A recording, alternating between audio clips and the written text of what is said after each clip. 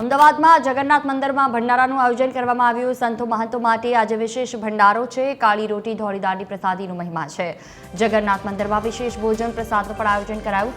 હજારો ભાવિક ભક્તોએ ભંડારાનો લાહવો લીધો।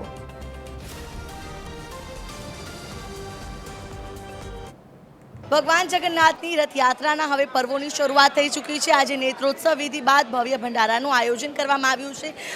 જે અમાસ હોય છે તે દિવસે ભગવાનની નેત્રોત્સવ વિધિ થાય છે અને ત્યારબાદ ભવ્ય ભંડારો છે સંતો મહંતો માટે, સાધુ સંતો માટે યોજવામાં આવે છે અને દૂર દૂરથી ભાવિક ભક્તો છે કે જે આ ભંડારામાં સહભાગી થાય છે અને ભંડારાનો લાહવો લે છે। ન માત્ર ગુજરાતથી, ગુજરાત બહારથી પણ સંતો મહંતોને આમંત્રિત કરવામાં આવે છે। દાન પુણ્યનું પણ આજના દિવસે ખૂબ મહત્વ રહેલું છે, ત્યારે મંદિર પરિસર દાન અને પુણ્ય જે છે તે કરવામાં આવે છે। આ જે આખી ઐતિહાસિક રથયાત્રા છે તેના દરેક પર્વો છે તેનું આગવું મહત્વ રહેલું છે અને આ તમામ જે પર્વ દરમિયાન તમામ પ્રકારે અહીંયા જે સંતો મહંતો જે છે અને આજના દિવસે વિશેષ રીતે કાલી રોટી અને સફેદ દાળનો જે મહિમા છે તે અંતર્ગત અત્યારે હાલ જોઈ શકાય છે કે માલપુવા અને દૂધપાકનો જે પ્રસાદ છે તે તમામ ભક્તો ગ્રહણ કરતા જોવા મળી રહ્યા છે અને આ જે અવસરમાં જે ભાગીદાર થવા માટે મોટી સંખ્યામાં જ્યારે અહીંયા સંતો મહંતો પણ જોડાયા છે। મહંત દિલીપદાસજી મહારાજ છે।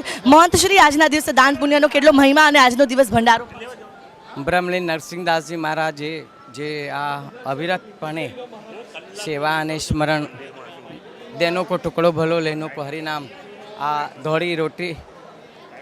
ધોળી દાળ ને કાળી રોટીની જે પરંપરા હતી એ આજ અમાવસ્યાના દિવસે મંદિર દ્વારા પ્રસાદનું નિર્વિતપણે ચાલુ રહ્યું છે। બિલકુલ, એટલે કે જે રીતે આ અવસર હોય છે કાલી રોટી અને ધોળી દાળ એટલે કે દૂધપાક અને માલપુવા, જગન્નાથ મંદિરમાં જે માલપુવાની પ્રસાદી આપવામાં આવે છે તે આખા ગુજરાતમાં ખૂબ પ્રખ્યાત છે અને વર્ષોથી આ પરંપરા ચાલે છે। નરસિંહદાસજી મહારાજના સમયથી આ પરંપરા હજુ પણ જીવંત જોવા મળી રહી છે અને તમામ સંતો મહંતો અહીંયા આવે છે, દર્શન કરે છે ભગવાન જગન્નાથના અને ત્યારબાદ આ ભંડારામાં તેઓ જોડાય છે અને ત્યારબાદ જે વિશેષ રીતે આજનું જે મહત્વ છે, આજનું જે પ્રસાદી છે કે જે કાલી રોટી ઓર સફેદ દાલ અને આ જે હોય છે કે જે માલપુઓ અને દૂધપાકનો પ્રસાદને ગ્રહણ કરવા માટે દૂર દૂરથી દર્શનાર્થીઓ જગન્નાથ મંદિર ખાતે આવતા જોવા મળી રહ્યા છે।